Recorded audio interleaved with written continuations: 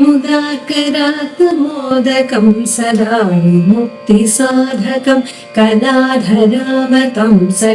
विलासिलोकरक्षकं मुदाकरात् मोदकं सदा विमुक्तिसाधकं कलाधरावतंसकं विलासिलोकरक्षकम् अनायकैकनायकं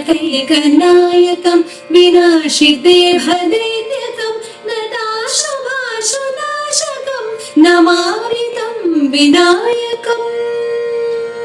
न तेतरादिभीकरं न वोदितार्कभास्वरं न मत्सुरारिनिर्झरं न तादिकापदुद्धरं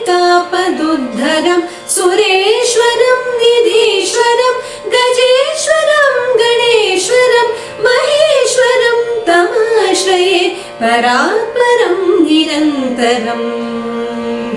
समस्तलोकशङ्करं निरस्तदैत्यकुञ्जरं दरेतरोदरं वरं वरे भवत्रमक्षरं कृपाकरं क्षमाकरं मुदाकरं यशस्करं मनस्करं नमस्कृतं नमस्करोमि भास्वरम् अकिञ्चनातिमार्जनं चिरन्तनोक्तिभाजनं पुरारि पूर्वनम्रनं सुरारिगर्वचर्वणं प्रपञ्चनाशभीषणं धनञ्जयादिभूषणं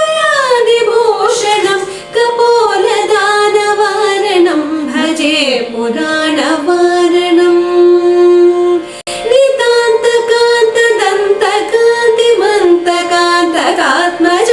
अचिन्त्यरूपमन्तहीनमन्तराय कृन्तनं हृदन्तरे निरन्तरं वसन्तमेव योगिना तमेकदन्तमेव तं विचिन्तयामि सन्ततं महागणेश पञ्चरत्नमादरेण्योर्वहं प्रजल्पते प्रभातके हृदि स्मरन् गणेश्वरम् अरोग